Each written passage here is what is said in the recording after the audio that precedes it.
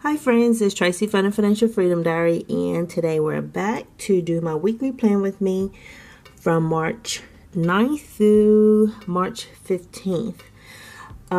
Today I'm going to be using PlannerKate's Sampler Kit 216C, and I also have the hourly vertical, and this is 216E. I've already sliced off the edge. I did not have any thin washi that kind of matches this right here, and so I sliced this one up so I can make that fit. And I'm also going to use one of these guys, this one or this one, and I forgot what this was. I don't know if it was a free spirit journaling card or something like that, but I'm going to use that in my sidebar over here. If you're new to my channel, please consider subscribing below. And if you're not new and you are returning, hello, how are you doing? Happy Friday. And so let me get started. There are two more Happy Planner sticker books that I use to put into this week's spread. And the first one was from the fitness sticker book. I think this was a mini, and it had 1,939 pieces in it. I've had this one, man, probably like 3 years maybe. I've had it for a long time, and so I need to start using those up. And I also use the Fun Florals, and that's another part of my stash. And so when it comes to the Happy Planner stickers, what I'm trying to do is not buy any more and make it a goal for this year to try to at least use up majority of one of the books.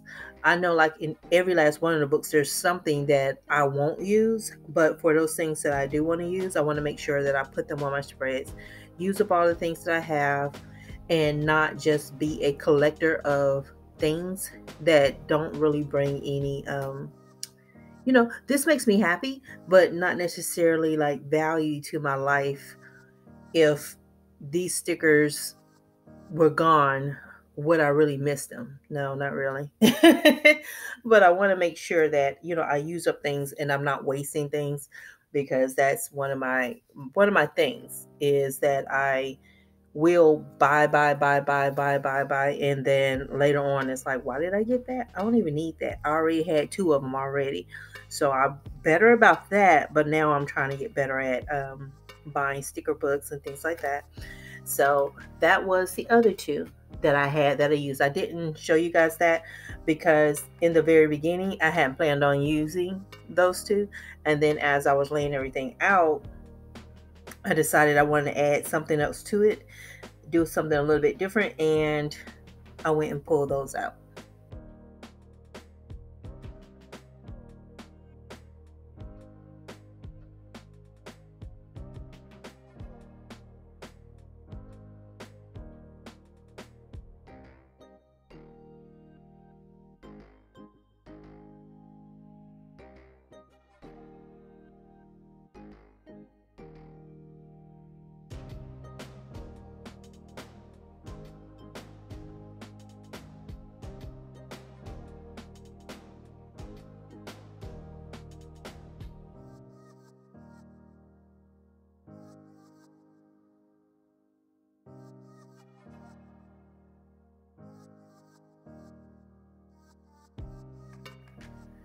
And I've been thinking about my journaling card. When I first put it in, I thought I was going to put my project management things to study in there. But I think I'm going to put my top 3 things that I'm grateful for this particular week. I think I'm going to write that in there and maybe do something with that upper just journal about one of those things that I am grateful for and how I was feeling on whatever day that was, and keep that in here. One of the things I do like is that when I document how I'm feeling, whether it's good or bad, happy, sad, no matter what it is, being able to look back a year from that day, 2 years from that day, and read it, and it's very eye-opening. So if I'm in a grateful mood, my heart is full, I like going back reading that, especially when I'm having a bad day. It just makes my life so much easier and reminds me, instead of whining about what's going on with me, to be grateful for where I am. Um, I've gone through a lot, and there are people who have gone through worse things than me. And so, you just kind of lift yourself up. And that's what I like about journaling, is that you do have the opportunity to kind of not share with the world, but is sharing with your future self. And if I'm happy today and I go back and I see a day where I wasn't so happy, or I was anxious and whatever was going on, I know to be thankful for where I am, thankful for what I've gone through, because I've had to go through that so I can appreciate the good that's in my life. And that's how I look at these things. So I wanted to incorporate that into my March planner and try to keep a little bit of that at the forefront of my mind, is to stay grateful, to stay giving, stay being true to myself, and always, living my truth and not burying things, because I think that's one of my shortcomings, is that when I'm hurting or something, I'll bury it. I may be super, super, super excited about something, but I will diminish whatever that is to keep from bothering somebody else, and I hope that makes sense.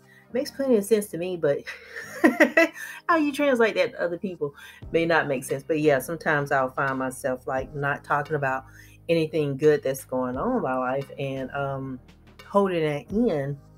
And I've had to learn that if people are really my friend day to day, they should be happy when I'm happy. They don't need to be sad when I'm sad. They can talk me through that kind of stuff.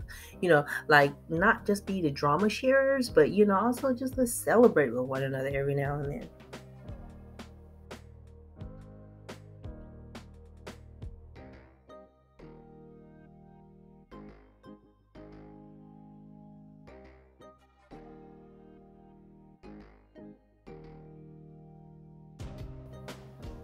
And I know I'm a few minutes in, probably like 7 minutes in at this point. And if you haven't had a moment to subscribe, please consider subscribing to my channel. But let me know, how was your week? This was a very interesting week for me. I didn't get a lot of coding done like I wanted to, but I have learned about the new project. I finally got all the requirements that were completed last year. I still have to make sure everything's relevant. So I spent a lot of time trying to find data sources and things like that. Talking to a peer who has something he was doing for them, but I was very shocked at the neglect that he let into this whole process that he had, and that he was very comfortable with, I don't do this and this is not my thing. And I'm like, dude, you get your paycheck, so you had to tell somebody you was going to do it. If you couldn't do it, why would you accept the task? Like, I don't understand that. Why can't you say I don't understand, or I need to go learn? Why don't? Because see, I remember going to a SAS BI training class. When I found out what it was nothing that I could incorporate in what I was already doing. So it was like, cool, but he was not there. And it was like, you needed to go to a SAS BI training class. And since you didn't go, you use it as an excuse. And I don't understand how that works. I don't understand that from a management perspective, how that's allowed. Like, there's so much to that whole thing. While I sat there for 2 hours and he talked about nothing. Like, I gleaned more looking at his screen than listening to him, because he was saying absolutely nothing. He spent 2 hours complaining. I mean, I see why I'm getting so many gray hairs. It's not because I'm getting older, it's because I had to listen to stuff like that. It was nuts. And I'm like, I know so many people who just want a chance to be a developer. They just want a company to take a chance with them. They can't even get their foot in the door.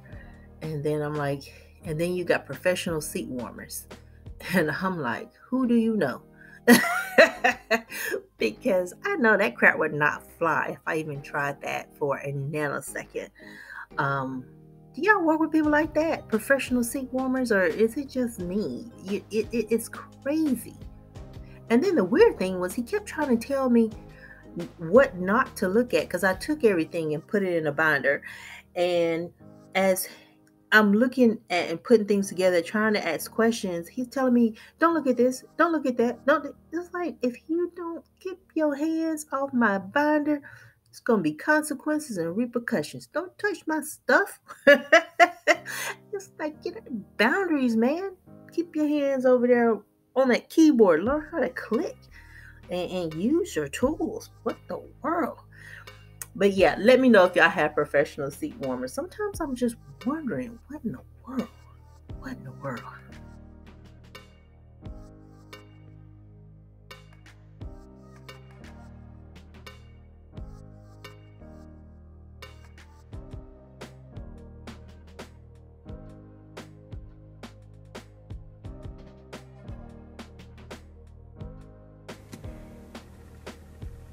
Okay, so I am done setting everything up. I still have to write in like my YouTube tasks that I'm going to take care of Monday through Thursday, and I have to come up with my list for Saturday and Sunday. I'm going to give myself a little bit of room to plan that out over here for my weekend for next week, because as I get closer, that list kind of gets more defined. I don't want to fill it in too early. I never know. Either I do those things earlier or something, so I want to make sure I make these specifically for these 2 days of the week. Have all my projects that I need to be working on my calendar Monday through Thursday, and I have a little bit of coding to do on Friday, but I need to stop that early enough so I can get all my project notes and stuff turned in, because I put together a PowerPoint slide and it gets merged in with my coworkers, and that's all our projects, all our activities, what milestones we hit, and everything else for everything that we're doing. And so it normally takes me, I have it blocked on my calendar for an hour, but a lot of times it takes me a couple of hours. So I try to get started on that by 9 o'clock, but at least I know by 10, I start at 10, I'm running too late, because I try to get that to her by noon, and then she can do what she has to do to get that over to him. But let me know what you think, and if you haven't subscribed yet, please consider doing so. And you guys have a super fantastic Friday, and I'll talk to you later. Bye.